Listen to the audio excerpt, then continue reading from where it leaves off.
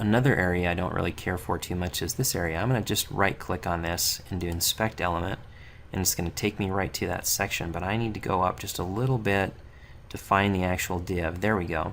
You can see the highlighted area. So I'm going to click on that, and here's something else. It's another width of less than 980, so I'm just going to change that to 980, and it's text align right.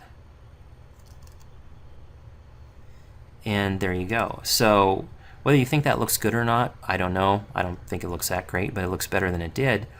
So these are just some ways you can play around with this and get a layout that you like. But now remember, this is just temporary. None of these changes have been made permanently because we haven't actually changed the file.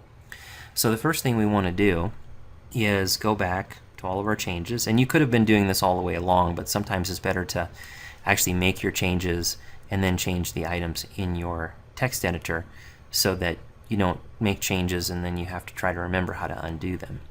So the first change that we made was in the header logo. And what we did is we did a text align center, and we changed the width to 980 pixels. So now you have to figure out, where is header logo located in your global CSS file? Well, it tells us. It says global CSS line 214, and I'm going to show you two different ways to find it. That's obviously one way. You can just go to the global CSS file and go right to line 214, and you'll be at header logo. So let's go try that. Let's open up our text editor. So you can use some of the tools. For instance, in navigation, you can go to a line. Otherwise, you can do Control G. So let's just try that. It says line 214 if I remember right. And there we go, header logo. Now what I'm going to show you here, actually we'll be modifying these three items primarily. So I'm just going to scroll up a little bit. But let's say that I didn't know the line and I didn't know how to use Firebug quite right, but I do have this file. So there's another way to find it, which is Edit, Find and Replace. Let's go Find. And it brings up this box down here. So if you're wondering how to find header logo, you could literally just copy this right here. And I'm just going to do a copy, and then I'm going to paste that down here. And what do you know? It takes us right to the pound symbol header underscore logo, which is exactly where we need to be, and it's also line 214. So that's just two different ways to find that.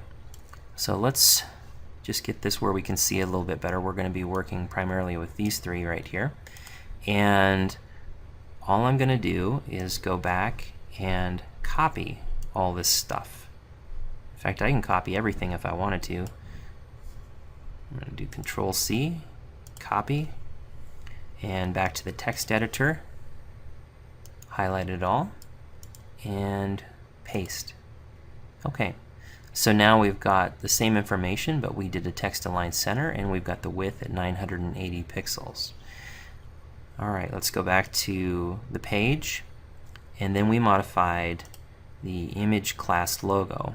What we did is we eliminated the float, and that's really the only change we made. So we don't necessarily have to copy anything here. We just need to go to image.logo, which is on line 219, and that's right below. Let's go back to the image editor. It's image.logo. So we just will delete this line. And that's the only change we need to make there. Okay, let's go back. And we also made a change to div ID header right. Now the change that we made there was the width. So I could highlight everything and copy it, or I can just copy that right there, do Control C or copy, either way. Okay, let's go to the text editor. And right now in header right, we've got a width already, so I either could just type over that, or I'm going to highlight it and paste. There's my width, 980 pixels. Okay, so if I remember right, those were the three big changes that we made. So let's go ahead and just reload this page. It's going to erase all the changes that we made, and it's going to put it back to its default condition. Alright, now one thing we have not done yet is we have not saved our changes in the global CSS file. So there's a couple of different ways of doing it. You can usually go save. I like to use Control S, but because I'm doing the video, I like to show you that I'm actually saving it. So that saves it. Now I need to be sure that that got uploaded to my web host, and it says the file has changed. And then I need to click yes if I want to upload this back to the server. Now essentially it took this file, which is on my local computer, and it uploaded the modified version back to the web host now. So now we should be working off of these changes. Okay, so let's be sure that that's true. Let's click reload. And here we can see most of our changes. Now it appears that I did miss this change right here. I forgot to change the width on that. But we do have the logo centered, and we do have the full width header right. I just need to change this. So let's go ahead and inspect that element.